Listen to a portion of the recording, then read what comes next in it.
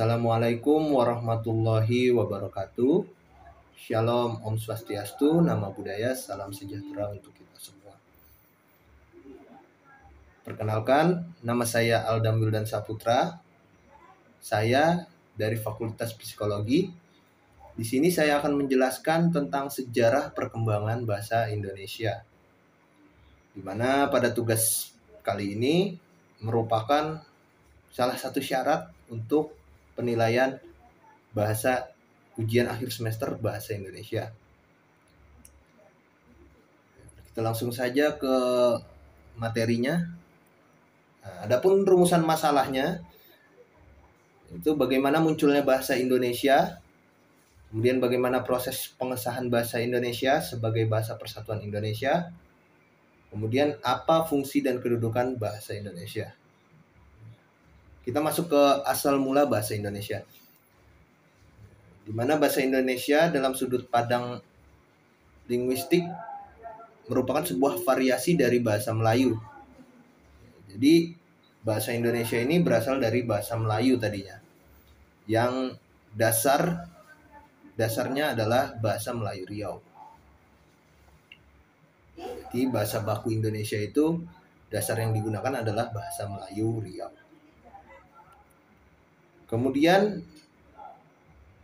pada proses pengesahan bahasa Indonesia sebagai bahasa persatuan di era zaman Belanda, pada saat itu mereka menyadari bahwa bahasa Melayu dapat digunakan untuk membantu administrasi bagi kalangan pegawai pribumi.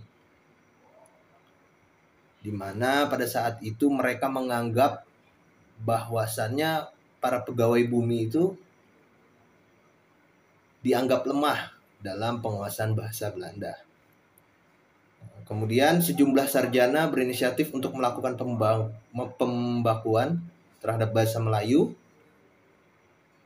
sehingga terbentuklah embrio bahasa Indonesia yang perlahan mulai terpisah dari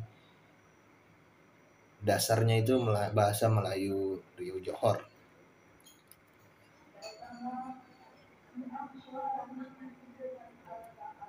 Kemudian proses pengesahan ini pada tanggal 28 Oktober,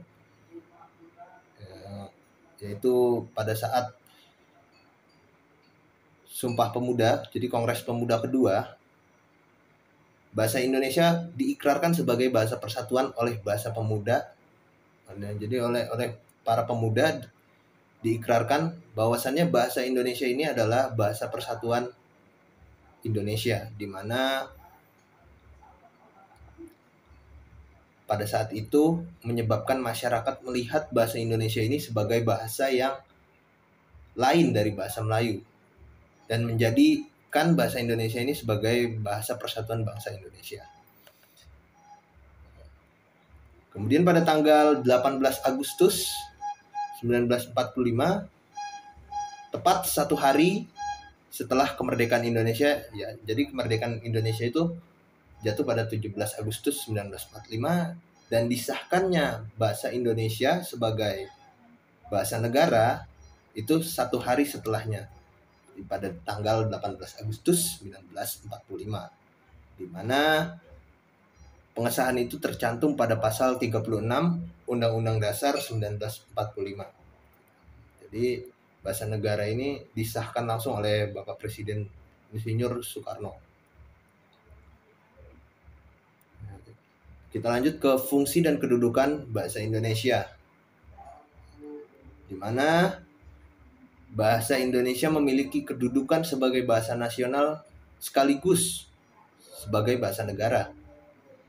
Jadi kedudukan bahasa Indonesia itu menjadi bahasa nasional dan juga menjadi bahasa negara, bahasa resmi dari negara Indonesia.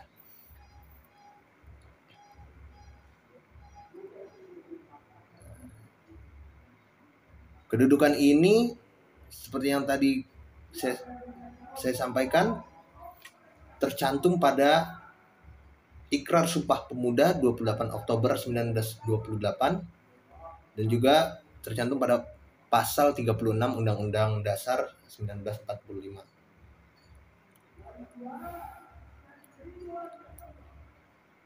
Bahasa Indonesia memiliki fungsi yang sejalan dengan kedudukannya. Ya, jadi bahasa Indonesia itu memiliki fungsi yang sejalan dengan kedudukannya masing-masing. Ya, jadi ada fungsi bahasa Indonesia sebagai bahasa nasional. Jadi fungsi bahasa sebagai bahasa nasional itu pertama adalah sebagai lambang kebanggaan, di mana bahasa Indonesia mencerminkan nilai-nilai sosial budaya yang mendasari rasa kebangsaan yang tercantum pada Sumpah Pemuda yang bunyinya, kami putra dan putri Indonesia berbahasa satu, bahasa Indonesia. Nah, jadi atas dasar kebanggaan inilah bahasa Indonesia harus terus dijaga, dipelihara, dan dilestarikan. Kemudian ada pula fungsinya sebagai bahasa nasional merupakan lambang identitas. Jadi Indonesia ini kan memiliki beragam suku bangsa yang tersebar di hampir seluruh pulau di Indonesia. Sehingga bahasa Indonesia mempunyai fungsi sebagai lambang identitas. Jadi walaupun berbeda-beda suku, tetap satu, yaitu bahasa Indonesia.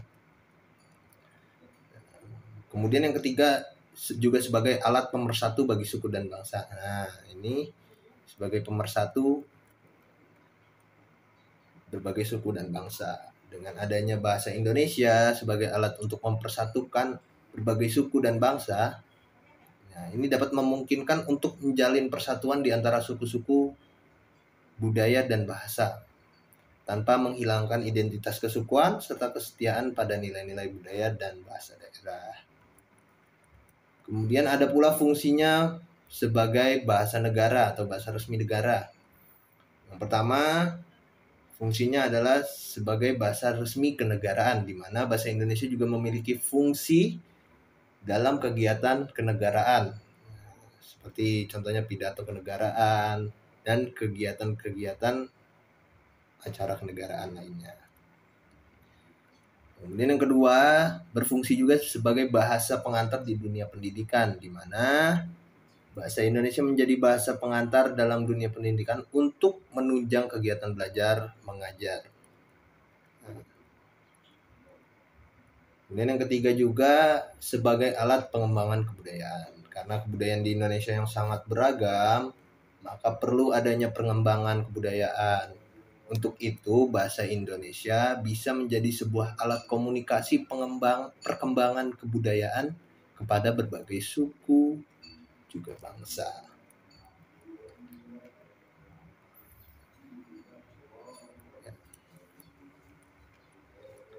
Ya, sekian dari saya. Mungkin penjelasannya cukup sampai di sini. Apabila ada kekurangan, mohon dimaafkan. Wassalamualaikum warahmatullahi wabarakatuh. Shalom, Om, Santi, Om. Terima kasih.